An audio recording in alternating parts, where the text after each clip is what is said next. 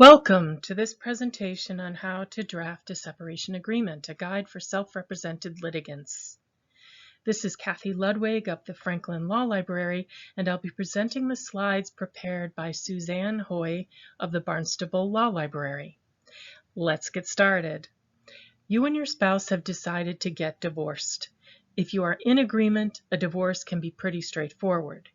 You can get most of your forms from the court or online at mass.gov, but the one form you will not find is a separation agreement.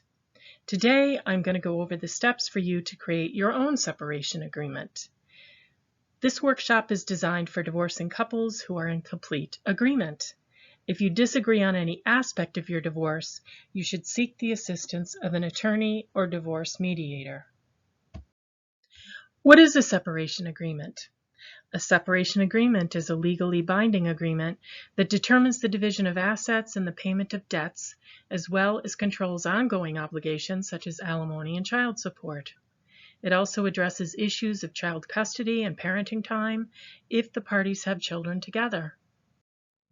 All separation agreements start out pretty much the same, with a statement identifying the parties, the date and place of the marriage, the date and place of your separation, and the names and birth dates of any children born to the parties.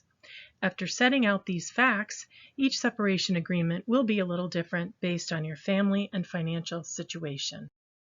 So let's start with the division of marital property. You and your spouse can decide to divide your assets any way you wish, but the judge is going to want to see that you did it fairly and equitably. This means that you can't give one person all of the assets and make the other responsible for all of the debts. When addressing the division of assets in your separation agreement, you need to identify all of your assets and tell the judge how you plan to divide them. Your assets will include all these listed here: real estate, motor vehicles, bank accounts, pensions, and stocks and investments, as well as other tangible personal property. Just like with your assets, you will need to divide your debts fairly. These include debts owed by both parties or by just one party. For example, if one party used an individual credit card to pay for home improvements, the judge may not think it is fair for only that party to be responsible for that debt. Debts that will need to be addressed are listed here. They are credit cards, car loans, mortgages, tax liabilities, and school loans. Your separation agreement also has a section on insurance. Life insurance can be used to guarantee a party's support obligations. And with health insurance, many employers allow divorcing parties to retain an ex-spouse on their health insurance. Also, the parties need to provide for health insurance coverage for the children of the marriage. Alimony is spousal support that can be paid by either spouse to the other. If you're thinking about alimony, you probably need to speak to an attorney or divorce mediator because it can be quite complicated. The alimony laws set out a number of factors that the court would consider in setting the amount and duration of alimony.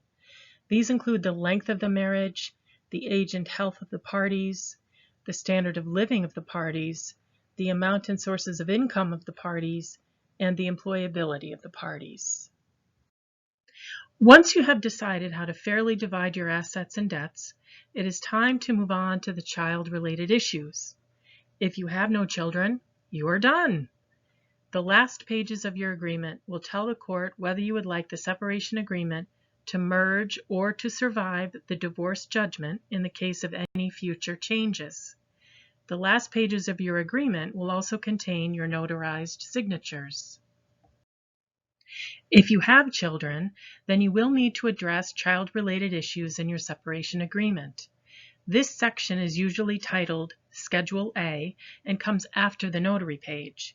When you are deciding the child-related issues, you need to make your decisions based on what is in the best interest of the children, not what is easier for the parents. There are two different kinds of custody: physical and legal. Physical custody is where the children live and which parent makes the day-to-day decisions about the children. Legal custody is who makes the major decisions for the children, such as healthcare, education, and religion. Each one can be shared custody, also called joint custody, or sole custody.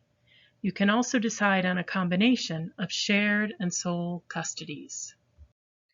Usually, the non-custodial parent pays child support to the parent who has the child most of the time. Run the child support guidelines to see what the guidelines would set as child support. You can decide on any amount, but if the amount does not match the child support guidelines, you will need to give the judge a reason. The current child support guidelines say that the custodial parent will pay for the first $250 in unreimbursed medical expenses, and the parties can agree how any amount over $250 will be split between them. For tax deductions, usually the parent with 51% or more parenting time will automatically be allowed the child deductions. The child tax credit can be switched between the parties.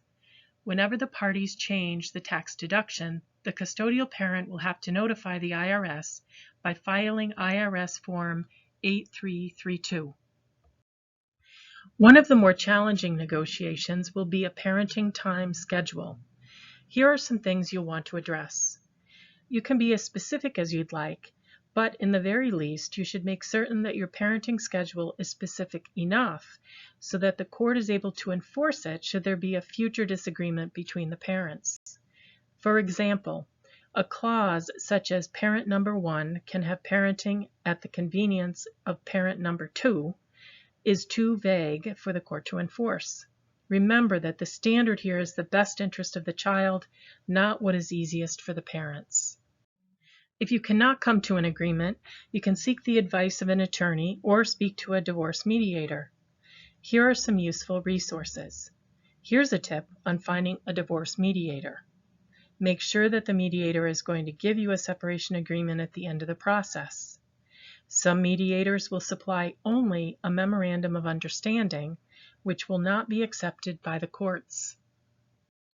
There are a lot of resources out there for you to get additional information. The trial court law libraries compile information pages on topics including divorce, child support, and child custody and parenting time. Mass Legal Help covers most everything you need to know in their online book entitled Family Law Advocacy for Low and Moderate Income Litigants. The Barnstable County Bar Association runs a Lawyer for the Day program where income-eligible litigants can get assistance navigating the court process. The staff at the Barnstable Law Library is available during court hours to assist litigants as well. Thank you for attending our workshop today on how to draft a separation agreement.